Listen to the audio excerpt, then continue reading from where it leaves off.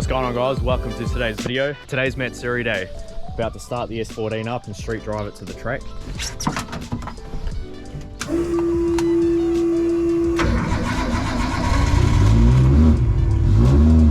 Go. So we've made it down to the track and I've ran the car through scrutineering, and I was threading for nothing because we flew through. Driver sign-up's all done too, so we're just waiting for the track to open and then we can go out. Unfortunately, I've noticed a little bit of a water leak. Well, we noticed it yesterday on the dyno. I couldn't tell where it was coming from, but this morning I've been able to tell where it's coming from. We saw a little bit of a leak coming from somewhere around there at the first track day. Couldn't figure out where it was coming from then either. Obviously, we've had this intake off and we put it back on when we did the throttle body, but I think this being a China intake, it's not completely flat. So yeah, we have a bit of a water leak coming from sort of like the front of the manifold around here, because you can see the coolant just in here. It'll be sweet today. We're just after we do a session, we're gonna have to come into the pits, cool the car right down, and yeah, keep topping the water up.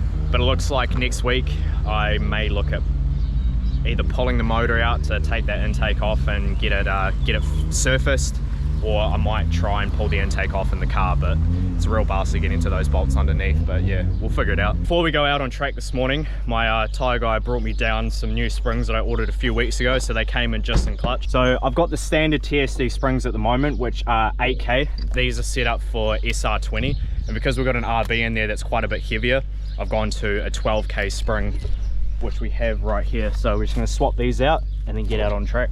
I forgot to bring C-spanners, so screwdriver and hammer.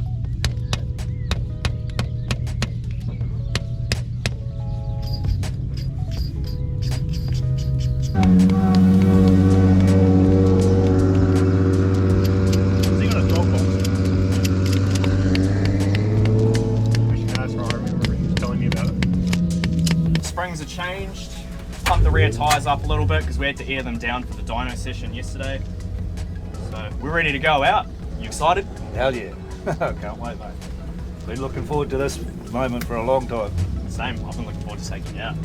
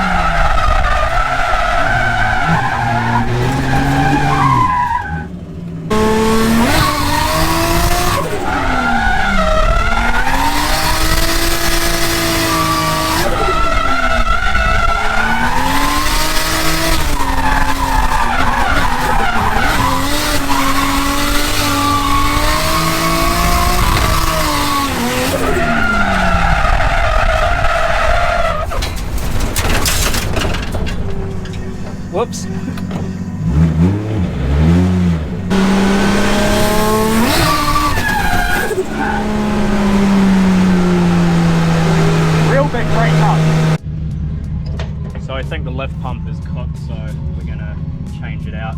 Luckily Corey got an Aeroflow one. Cheers, mate. Yeah, a few good laps and then no good. I feel like it was going pretty good until it wasn't. It's generally how it is. And I'm like, after just a few laps, I was already starting to actually feel comfortable. So if Yeah, we can I get, definitely saw that. if we can get some decent practice today, I think I'm going to be doing pretty people's alright. doors.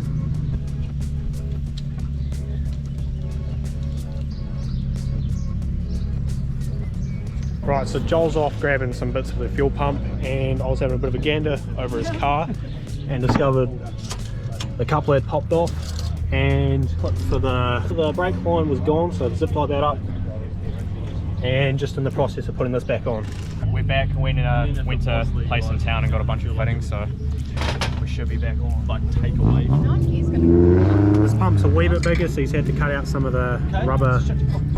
Most of it. Pretty much all of it. Do you want to send them to why is that? Because it's me. It's funny because I woke up that After a couple wee ghetto things, she's mint. Hopefully. Hopefully. That's the plan. One.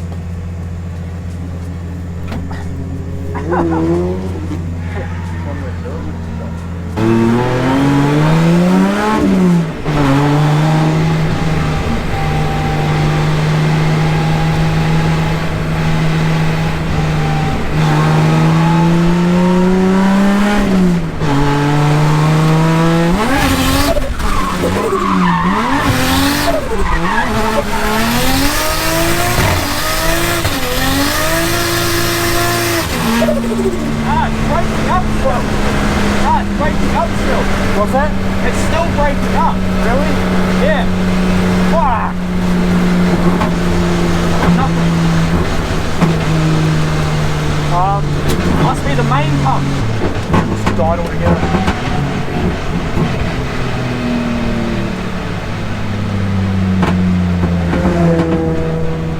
I got nothing.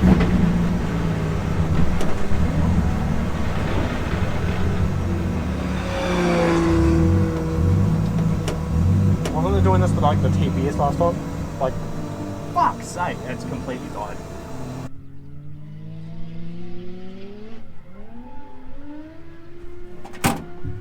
well, so that's the lift pump. Yeah, we just did the lift pump, so it must be the fucking Oh, main the pump. surge pump.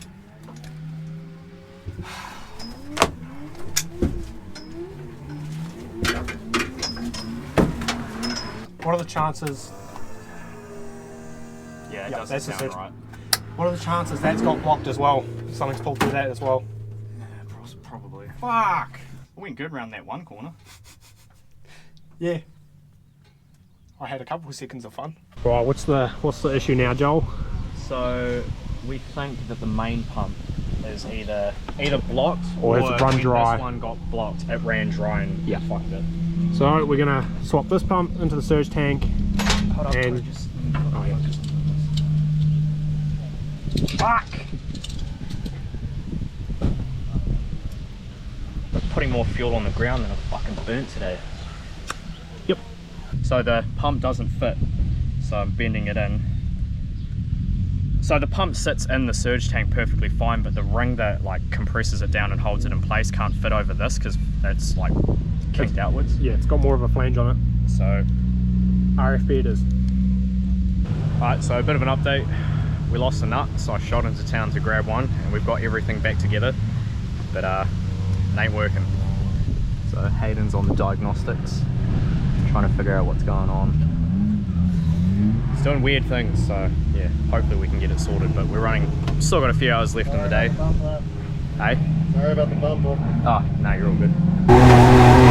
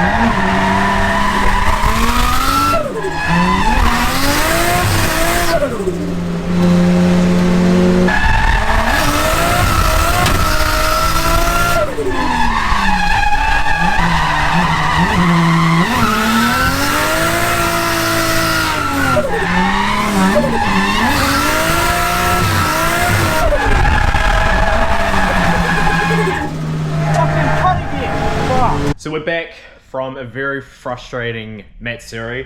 Unfortunately, we're still, having issues with this car. So initially we thought it was the lift pump because on the first track day, it did get blocked. So we swapped that out for an aeroflow pump and we were still having issues, which then made us thought that it was the main pump. We then switched those pumps around and put the lift pump back in. And then we discovered that the aeroflow pump that we had got and put in actually was cooked right away. Don't know if it got cooked somehow, but we did put that as the lift pump. It still was not working. It was a real mindfuck, and then we ended up putting the original pumps back in. As you saw, we got a few decent laps before we ran into the same issue we were having in the first place. We figured out a few things. We've figured out that the lift pump, for some reason, is actually running off the outer two relays that we have set up here. So we're going to rewire the system so the lift pump is only running on one relay. And we're also going to move the lift pump position. So at the moment, it's currently vertical. It shouldn't be an issue because this aeroflow pump is like literally designed to be ran vertical. But possibly because it's like quite a bit higher than the bottom of the tank, it's maybe working a bit too hard as well to lift the gas. So yeah, we're also going to change the position of it.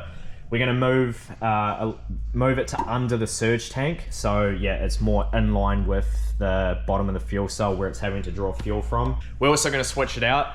Today I went to Jap Race and I brought another brand new aeroflow pump, which we got right here. So yeah, another brand new aeroflow pump. Got some fittings, some new lines, and what I'm also going to do is I'm going to add a filter in between the cell and the lift pump, so there's no way that it can suck up anything from the fuel cell. So hopefully between adding a filter in between the fuel cell and the lift pump, changing to a brand new aeroflow lift pump, and also moving the position of it, hopefully we can eliminate all of these issues. Oh, and also rewiring essentially the whole fuel setup. So I really want to get some decent laps in because I literally got about 5 laps in at Matsuri and I was already starting to feel a lot more comfortable in this car. I have been practicing on the sim quite a bit and I feel like my driving has progressed a lot. I just need to be able to get the real world seat time to be able to like show that. I want to do well this season in competing and I honestly have the confidence that I can do that if I can just get the seat time in. So hopefully once we sort all of those fuel setup issues, we can just get all the seat time in the world. The car feels so good when it's on.